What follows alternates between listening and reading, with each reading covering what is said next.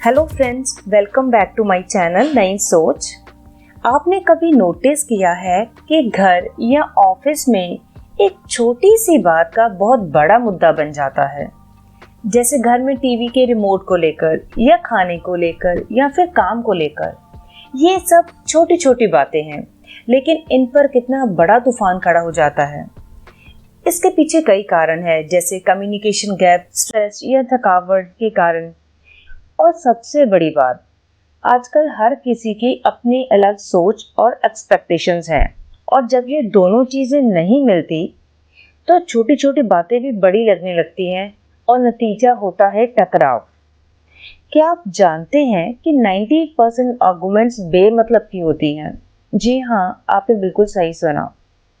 आजकल हर कोई, चाहे बच्चा हो, बड़ा हो या बुजुर्ग हो, सबको लगता है कि सिर्फ उनकी कही हुई बात ही सही है, या फिर कह लीजिए कि दुनिया उनके अनुसार ही चलनी चाहिए।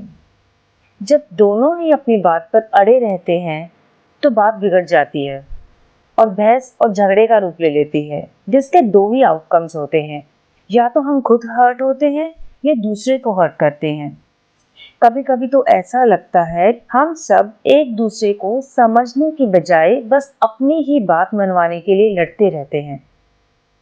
तो आज के इस वीडियो में मैं आपके साथ कुछ ऐसी जरूरी बातें शेयर करूंगी जो आपको हर बहस या मतभेद के समय याद रखनी चाहिए। सबसे पहले, जब भी आपकी किसी के साथ कोई आर्गुमेंट हो जाए तो केवल एक ही मुद्दे पर बात करें जिससे आर्गुमेंट शुरू हुआ था। कई बार लोग आगे पीछे के सब बातों को इकट्ठा करके झगड़ा करना शुरू कर देते हैं कि तुमने उस दिन मेरे साथ वैसे किया था, तुमने एक साल पहले मुझे ये बोला था। अगर तो बात आपको बिगाड़नी है तो इसे कंटिन्यू रखें, पर अगर बात को सुलझाना है तो एक टाइम पे एक ही मुद्दा डिस्कस करें, क्योंकि सब कुछ एक साथ डिस्कस करने से सोल्यूशन नहीं, कॉम्प्लिकेशंस ही बढ़ेंगी।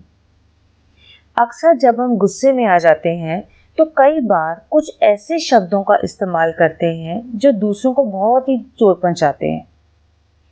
तो कुछ भी ऐसा मत बोलें जिससे प्रॉब्लम और बढ़ जाए और बाद में ठीक करना बहुत मुश्किल हो जाए, या फिर आपको पछताना पड़े कि एटलीस्ट मुझे ये नहीं बोलना चाहिए था। तो अपनी लिमिट्स चाहे जितने भी गुस्से में हो कभी मत क्रॉस करें। The third is to divert your attention. आपको हर चीज पर रिएक्ट करने की जरूरत नहीं होती। अगर कोई बात बिगड़ रही है तो उससे अपना ध्यान हटा ले, कुछ देर के लिए सही जाए, चाहे वहां से चले जाएं या किसी और काम में अपना दिमाग लगाएं या फिर म्यूजिक सुनना शुरू कर दें। हो सके तो कुछ सिचुएशंस में चुप रहना सीखें। खुद को याद करवाएं कि हर बात का जवाब देना जरूरी नहीं होता। कई बार चुप रहना ही सबसे अच्छा जवाब होता है। So try to remain quiet and be calm. Relaxation is the major key.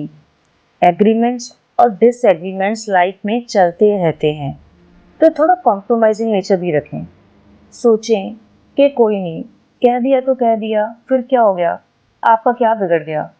ये छोटी मोटी बातें जिंदगी में चलती रहती हैं। इन छोटी मोटी चीज़ों पे फोकस करने की बजाय अब जिंदगी की बड़ी चीज़ों पे ध्यान दें। हमेशा याद रखें कि हम दूसरों के नॉइस को तो कंट्रोल नहीं कर सकते, लेकिन खुद को जरूर रोक सकते हैं।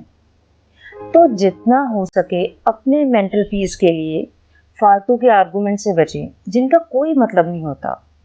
जिसे जो सोचना है, कहना है, करना है, वो करके ही छोड़ेंगे।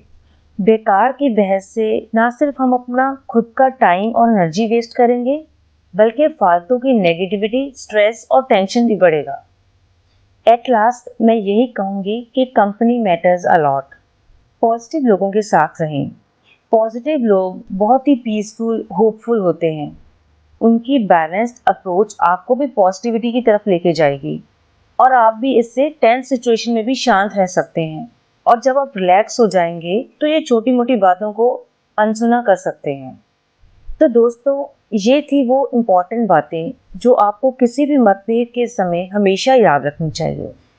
उम्मीद करती हूँ कि इनसे आपको मदद मिलेगी और अपनी मेंटल पीस बनाए रखने के लिए फालतू के झगड़ों में से हमेशा बचने की कोशिश करें। याद रखें, बहस और मतभेद ये जीवन का हिस्सा है, लेकिन हम इन्हें कैसे संभालते हैं ये हमारे ऊपर डिपेंड करता है।